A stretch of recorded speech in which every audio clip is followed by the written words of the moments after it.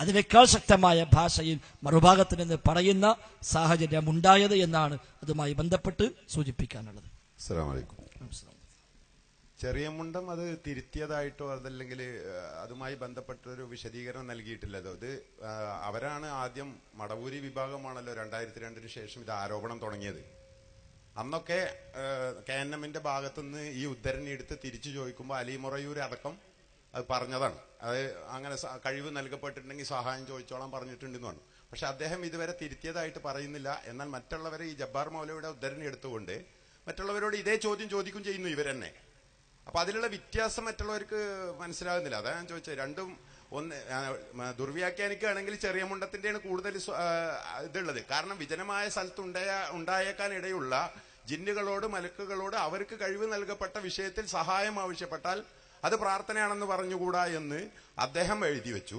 അവരെന്നെ അതിലേക്കും വളരെ ലളിതമായി എന്റെ ശബ്ദം കേൾക്കുന്ന പരിധിയിൽ ജിന്നുകളോ മലക്കുകളോ ഉണ്ടെങ്കിൽ ഒരു വെളിച്ചം തരുമോ, വഴി കാണിച്ചു തരുമോ എന്ന് ഉച്ചത്തിൽ വിളിച്ചു പറഞ്ഞാൽ അത് പ്രാർത്ഥനയാണെന്ന് പറഞ്ഞുകൂടാ എന്ന് 2007 ജബ്ബാർ മൗലവി പറഞ്ഞു. അതിലേക്കും സ്ട്രോങ് ആയിട്ടാണ് ചെറിയ മുണ്ടം പറഞ്ഞത്. ആ ആളിപ്പോ ഇന്നും അവരുടെ സംഘടനയിലുണ്ട്. ഒരു തിരുത്തിയതായിട്ട് ഒരു വിഷയമില്ല. അപ്പൊ അത് ഇതുമായിട്ട് വല്ല വ്യത്യാസം ഉണ്ടോ എന്ന് സാധാരണക്കാർക്ക് മനസ്സിലാകാനാണ് ചോദിച്ചത്. അസ്സലാമു അലൈക്കും. അതിപ്പോ ആ വിഷയത്തിൽ മാത്രമല്ല, ഒട്ടുമിക്ക വിഷയങ്ങളിലും ഇന്നിപ്പോ അവരെ എന്താ നയം എന്ന് വെച്ചാൽ ഓർക്ക് പറയാൻ കഴിയണില്ല. എന്താണ് നയം? ഈ വക ജിന്നും ശൈത്താനും മാറ്റിവെച്ചാൽ പോലും ഇപ്പൊ സ്വഹീഹ് ബുഖാരിയിൽ 60 ഹദീസ് ഞാൻ ദഈഫാക്കി എന്ന് പ്രസംഗിച്ച ആളും അവിടെ ഉണ്ട്. അയാള് അന്ന് ആ ക്ലിപ്പിട്ട് എതിർത്ത് മറുപടി പറഞ്ഞ ആളും രണ്ടാളും ഒപ്പം നടക്കണം. ഇപ്പോഴും നിങ്ങൾ നയം എന്താ വെച്ചാൽ രണ്ടാൾക്കും പറയാൻ കഴിയൂല. 60 ഹദീസ് ഞാൻ ദഈഫാക്കി എന്ന് പറഞ്ഞ ആളും KJU നേതാവായി മാറി.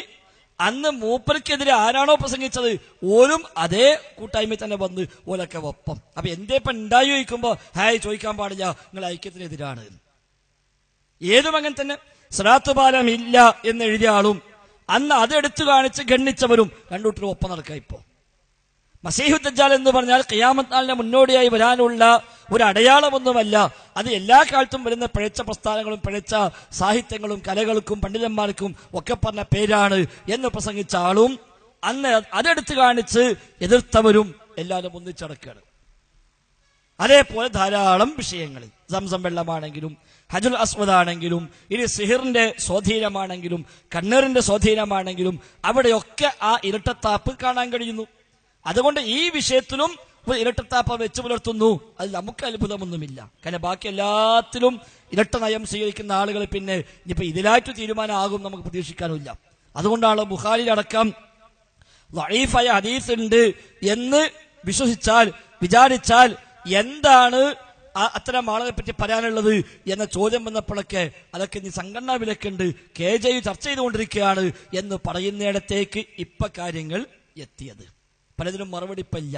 ഒന്നിന്റെ സ്ഥലത്ത് പറഞ്ഞപ്പോഴേക്ക് അതിന്റെ പുലിവാട് തീർന്നിട്ടില്ല. അപ്പൊ ഇനിയിപ്പോ ഏതായാലും ആ വക സംഘം തൽക്കാലം പറയുന്നില്ല. അതൊക്കെ സംഘടന തീരുമാനിക്കട്ടെ. സ്വലാത്തുപാലം ഉണ്ടോ ഇല്ല എന്ന് വരെ ജംഇയ്യത്തുൽ ഉലമ തീരുമാനിക്കുകയാണ് എന്ന തരത്തിലേക്കാണ് ചില ചർച്ചകളൊക്കെ കേൾക്കുമ്പോൾ നമുക്ക് തോന്നിയത്. അതുകൊണ്ട് അത്തരം ആളുകളിൽ നിന്ന് നമുക്ക് അതേ പ്രതീക്ഷിക്കാനുള്ളൂ. ഇതൊക്കെ എഴുതിയ ആളുകൾ അവിടെ ഉണ്ട്, എതിർത്തവരും അവിടെ ഉണ്ട്. അത് മാത്രമല്ല, മറ്റൊട്ടും ധാരാളം വിഷയങ്ങളിലും അന്ന് എതിർത്തവരും അനുകൂലിച്ചവരും അങ്ങോട്ടും ഇങ്ങോട്ടും ഖണ്ഡിച്ചവരും എല്ലാവരും തങ്ങളുടെ നയം അങ്ങനെ തന്നെ നിലനിർത്തിക്കൊണ്ട് ഒന്നിച്ച് ഒരേ സ്റ്റേജിൽ വരികയും ഒന്നിച്ച് പ്രസംഗിക്കുകയും പിന്നെ ഒന്നിച്ചു പോകാൻ പ്രയാസമായപ്പോ ഇപ്പൊ പിന്നെ ഒന്നിച്ചില്ല. ഒരു കൂട്ടർ വെള്ളിയാഴ്ച ആണെങ്കിൽ മറ്റേ കൂട്ടർ ശനിയാഴ്ച, ആ കുളത്തിലേക്കായി ഇപ്പൊ രണ്ടാമത് ഇങ്ങനെ മാറിക്കൊണ്ടിരിക്കുന്നത്. രണ്ടൂട്ടരും KNM തന്നെയാണ്, രണ്ടൂട്ടരും വിഷയം അന്ധവിശ്വാസം തന്നെയാണ്, രണ്ടൂട്ടരും പ്രസംഗിക്കാനുള്ളതും ഒരേ ടൈറ്റിലാണ്. പറയുന്ന കാര്യം രണ്ടും രണ്ടാണ് എന്ന് മാത്രം. മുമ്പ് ഒന്നിച്ചുണ്ടായത് ഇപ്പൊ ഒന്നിച്ചല്ലാതെ ഇങ്ങനെ തലേന്നും പിറ്റേന്നൊക്കെ ആയിട്ട് പ്രസംഗിക്കുന്നിടത്തേക്ക് കാര്യങ്ങൾ എത്തുന്നുണ്ട്. അപ്പൊ അവരിൽ നിന്ന് നമുക്ക് അതേ പ്രതീക്ഷിക്കാനുള്ളൂ എന്നാണ് ഞാൻ സൂചിപ്പിച്ചത്. അല്ലാഹു അഅലം. എൻ്റെ പേര് അസീസ്. പിന്നെ സുന്നികളുടെ വിശ്വാസം ഇവിടെ പറയണ്ടായി, ആ രൂപത്തിൽ വിശ്വസിക്കുന്ന ഈ രൂപത്തിൽ സുന്നികളുടെ വിശ്വാസം പരിശുദ്ധ ഖുർആനിൽ പറഞ്ഞ വമാ തശാഊന ഇല്ലാ അൻ യശാ അല്ലാഹു റബ്ബുൽ ആലമീൻ, അതാണ് സുന്നികളുടെ വിശ്വാസം. നിങ്ങൾ വമാ തശാഊന ഇല്ലാ അൻ യശാ അല്ലാഹു റബ്ബുൽ ആലമീൻ, സർവ്വലോക രക്ഷിതാവായ അള്ളാഹു ഉദ്ദേശിക്കാതെ നിങ്ങൾ വല്ലതും ഉദ്ദേശിക്കോ? ഇല്ല. അപ്പൊ സുന്നികളുടെ വിശ്വാസം എന്താണ്? അള്ളാഹു ഉദ്ദേശിച്ചാൽ മാത്രമേ ഉദ്ദേശിക്കൂ എന്നാണ്. അല്ലാതെ ഒരാൾക്കും ഒരു കഴിവുമില്ല. ലാ ഹൗല വലാ ഖുവത ഇല്ലാ ബില്ലാ.